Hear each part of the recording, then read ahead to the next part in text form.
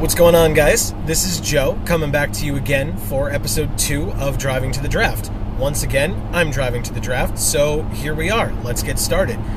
Before I actually get into the topic of today, I just wanted to let you guys know what's been going on with the channel this week. If you've been keeping in touch, the first thing that I will talk about is Driving to the Draft episode 1 went up. So I'm sure I'll have an annotation for you to click for that. Go ahead and check that out if you haven't seen it already.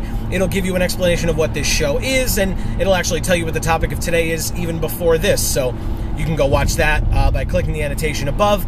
Also, we put out episode 9 of Team Titty Sprinkles in the Fate of Delmark. So we're rolling right along. Episode 10 will be out in 2 weeks, so keep your eyes open for that. Just as an update, since I mentioned it on the last episode, episode 1 remastered. I promised you it would be coming out. It's almost done, so it will be out this Friday. So since we put out new episodes every other Friday, I figure now that I did the remastering of episode 1, I'll put that out this coming Friday during one of our off weeks. So I have that for you. That's our channel update as of now.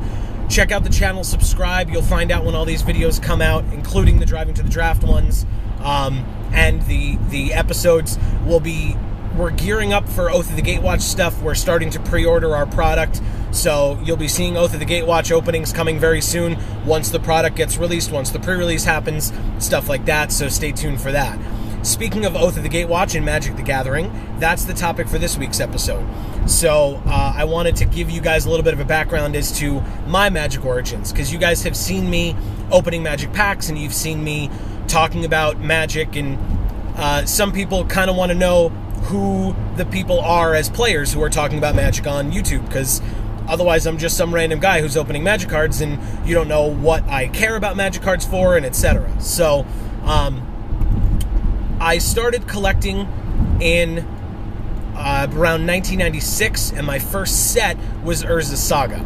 So I bought a pre-con pack. It was the green deck, and it had like Simian Grunts in it and a couple of other cards, if you're familiar with some of the older Urza's Saga cards. So I got some pretty good stuff. I bought like random packs. One of the best cards that I got out of those packs that I still have to this day is Mother of Runes. Just a fantastic card. I knew it was great back then, even making decks and stuff, but looking back on it now, so many people love it. It's a great card. But so I started collecting then, and I didn't know too much about the cards or anything, but I got into it because my friend Justin and his older brother Chris played. And so Justin taught me how to play, so shout out to those guys. Thank you so much, because I do still love Magic to this day. But Justin and Chris were played, and so they taught me how to play, and there were a couple of other people who I would play with, who they introduced me to, and I started showing some of my friends. You know, I talked to my friends about it, and I showed them how to play. One of my closest friends, Tom, played with me a lot, and that went all throughout middle school, which is what I was in at the time. I think I was in 6th grade, so you can try to do the math to figure out how old I am if you want. But I was in 6th grade, I believe, when I started collecting, which was, like I said, Urza's Saga, and I kind of just kept collecting, and when I was younger, it really was just a pack here or there that my parents would get me. When Invasion came out, I really started buying a lot more frequently. My mom would take me to the mall. Back when Wizards of the Coast had their own store in the local mall by my house, my mom would take me there, and I would buy tournament packs of Invasion. So I had tons of Invasion tournament packs that I bought, and I still have a lot of the boxes and a lot of the lands from it. So that was kind of where I started getting more and more of the cards and buying more and more of the stuff.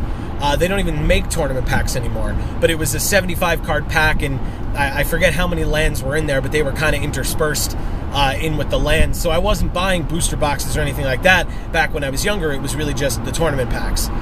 As I got older, up into high school, like I would play at lunch and stuff in middle school almost daily, and I had made my own decks, and you know, out of whatever cards I was able to scrounge together, which kind of was how everyone was doing it, which was good. There was no one guy who like spent tons of money on individual cards and just crushed us. We just, whatever we had, we made decks with it, and we played one another, and it was a lot of fun.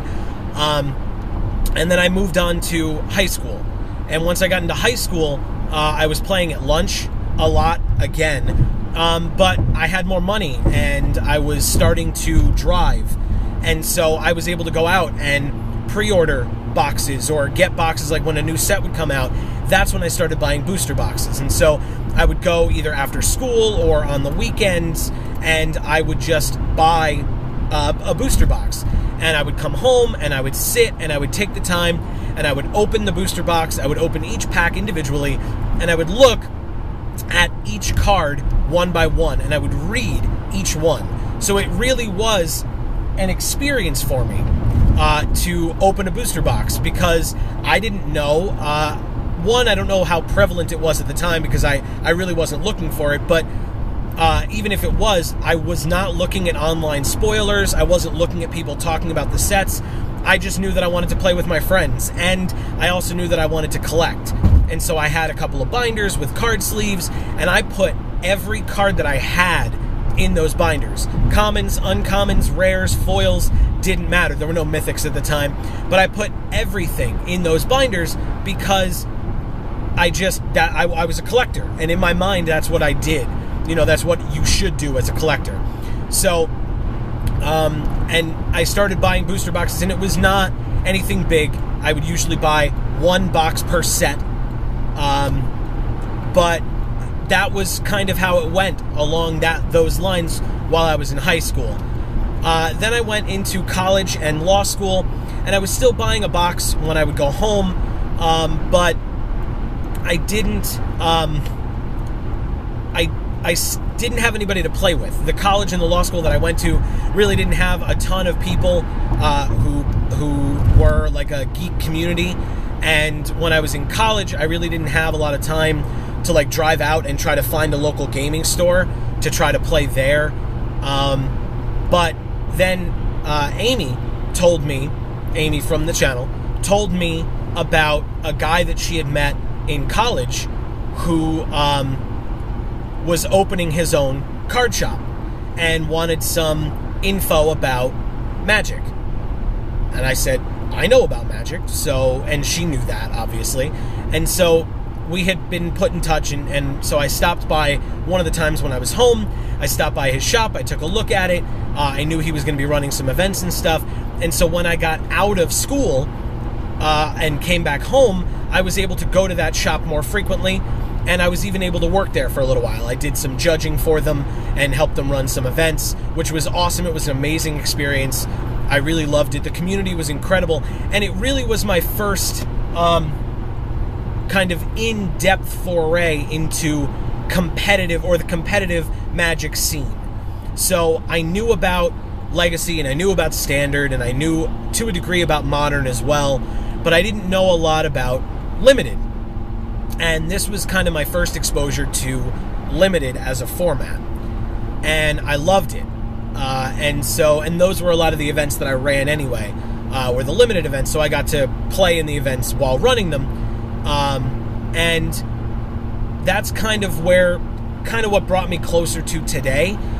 So I realized I'm not really a constructed player, especially with the way I collect. I haven't really changed my way of getting cards. I don't trade a lot. Every once in a while I'll trade here and there, but I'm really not a big guy in terms of trading. I like to just open product and see what I get. And one of the things that I did was, or one of the things that I realized, and one of the things that I wanted to do for this channel was kind of go back to my roots of collecting Magic cards, and that is that I love opening product, sealed product, and I love turning that into its own experience. So I've watched some other Magic YouTubers where they're going to open Magic product and they go right to the back. And they say, oh, this is the rare we got, and they kind of toss it to the side. Oh, this is the foil or the mythic, and they kind of toss it to the side because they really are just saying, like, this is what we got, this is what it is. And I just don't like that. You know, for me, I spent my money on it, and so I want to take my time and enjoy it. But at the same time, it's an experience. You know, slow rolling to see that big card. And if you guys have seen some of our videos, those are some incredible moments. I hope that you guys get as much excitement out of it, or even close to as much excitement out of it as we do. If you've heard, we laugh our heads off when that stuff happens. So I really like turning the openings into an experience. So I hope that no one is upset that we do it that way. Be aware that that is how we're going to do those openings. So if that's not your thing, then I apologize, but I know that there are a lot of other people out there who will just jump to the back. So be aware of that. So the only other thing I wanted to say about kind of how I absorb Magic product and how I utilize Magic product is that I think I've mentioned it previously on some of the openings as well, but most recently Magic itself, or Wizards of the Coast themselves, have kind of leaned more towards Vorthos. If you guys don't know what Vorthos is, look it up. It's really awesome. I love it. I've been reading some of the stories with Amy of the backstory of the sets, of the cards. I read one of them with Dave as well, or we read one of them with Dave as well. And it's really cool. And the art, the fact that they're moving to having the 5 major story points depicted in different cards is really important, because when I was playing through Theros and Born of the Gods and Journey into Nyx, and they mentioned that Elspeth was killed, I didn't know that, and it seemed like such an awesome story that she had died like that, and that that was the reasons behind why she was killed by Heliod. I didn't know that because I wasn't reading the stories online, and it wasn't depicted in a card. And so how was I supposed to know that? So the fact that they're doing that now is really awesome. I love that they've decided to do that. It's really gotten me interested and invested in the fact that they're doing it. And that's kind of what I'm up to at this point with Magic. We're rolling into 2016. Oath of the Gatewatch is the next set coming out. Shadows over Innistrad's coming out after that. I'm sure they're going to try to toss in a Modern Masters type of an exclusive set or a more premium product somewhere in there. They haven't announced it yet, but that's my guess. And we're going to be buying the stuff. I still want the product, so I'm still going to be picking it up. So I hope you guys enjoy our videos, enjoy our openings. Let us know in the comments below if you like the method that we use. If you don't, let us know why. If you liked this video, there's a button down below that will allow you to express that. If you didn't, there's a button down below for that as well. If you didn't like it, let us know why, and we can vary it. Obviously, I'm just sitting here in front of a camera, so I can take some suggestions. If you guys have ideas of topics that you want me to talk about, tweet it to us. So we have a Twitter at TTSMNM. I'll have the link in the description down below. Team Titty Sprinkles, Mutants and Masterminds. But it's down below. Give it a look. We also have a Facebook page. That link will be in the description as well. Check out Team Titty Sprinkles in the Fate of Delmark, episode 9, all the episodes. The playlist will be linked in the annotation.